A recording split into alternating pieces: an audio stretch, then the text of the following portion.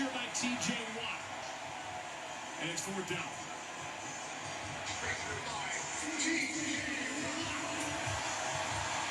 They run a little game to that side. T.J. Watt comes inside. He works off of Wyatt Teller and is able to then flush Deshaun Watson. The rookie, DeJuan Jones, actually holds up really well on the outside, taking his guy. But Wyatt Teller, he's given up a few pressures now here in this first half. First punt of the night for Corey Bojorquez, with Calvin Austin waiting deep.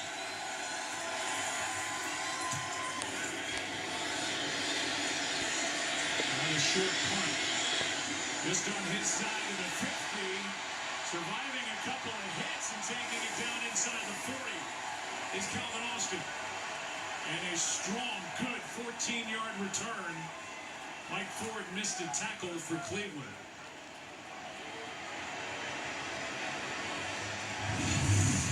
When you've got an offense that's struggling the way Pittsburgh's is, this is a great individual effort. You've got to be able to win on defense, and you've got to win then in the kicking game. This sets Pittsburgh up nicely, here inside the 40-yard line. One of the things we haven't talked much about, Deontay Johnson, their number 1 receiver, is not up. He's on IR, got put on it today. Here's Harris. Trying to bounce it. It's around Newsom. And with the Steelers getting their best starting field position of the night, a gain of 5.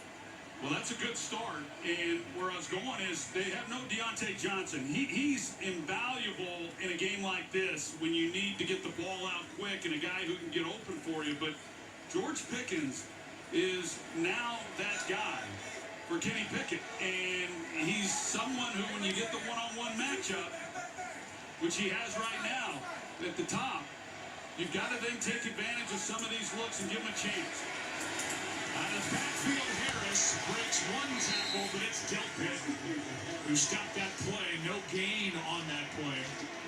And Walker ends up making the stop. So far for Pickens, 1 target, no catches. Well, this is one that you come out and you throw him the football. He's got an off corner.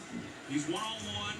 And it's a pretty easy pitch and catch on a slant. And hopefully he catches it. He's able to make someone miss, and he makes a big gain. But a lot of times there's offenses where you pick a side and then you stick to it. This is more of a progressional read, but a quick pass like that, you do have to pick a side, but I think I'd be going to George Pickens. 3rd down and 5. Passes behind Pickens. Incomplete. That got on Pickens fast. And that's 5 possessions for the Steelers. And just 1 first down. They get the great starting field position, and they'll try a 52-yard kick by Boswell. Well, the timing of that throw, whoever was at fault, it just, Pickens is surprised by how quick it got on him. I think Pickens trying to make something happen. Boswell makes it a 1-point game. First attempt of the season, good from 52.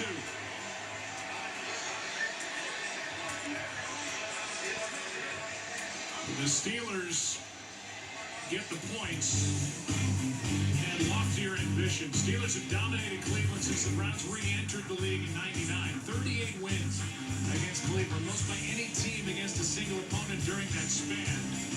Browns now have 4 of the highest paid players at their positions, and hoping that this talent that they have procured all throughout their defense, hoping they finally settled on their quarterback in Deshaun Watson. Tonight they've lost Nick Chubb, is enough to break through against the Steelers. Well, this is a big night for Cleveland. They got an opportunity here, Joe, to go 2-0 for the first time since 1993, which is pretty, talk about futility. That is hard to believe. Bill Belichick was the head coach in '93. Bernie Kosar, the quarterback. The last time the Browns started 2-0. And Bernie Kosar finished that season as my teammate in Dallas. Belichick cut him. You start looking at some of the streaks that are in play tonight with the Steelers and the Browns and the dominance. Some of it is literally hard to believe. through some of it, making Browns fans more upset with every word that escapes from my mouth. Don't blame the messenger. 26 consecutive seasons without a 2-0 start, longest drought in history. Last divisional title was back in 1989. And you see, there's Belichick. That's the picture that we picked.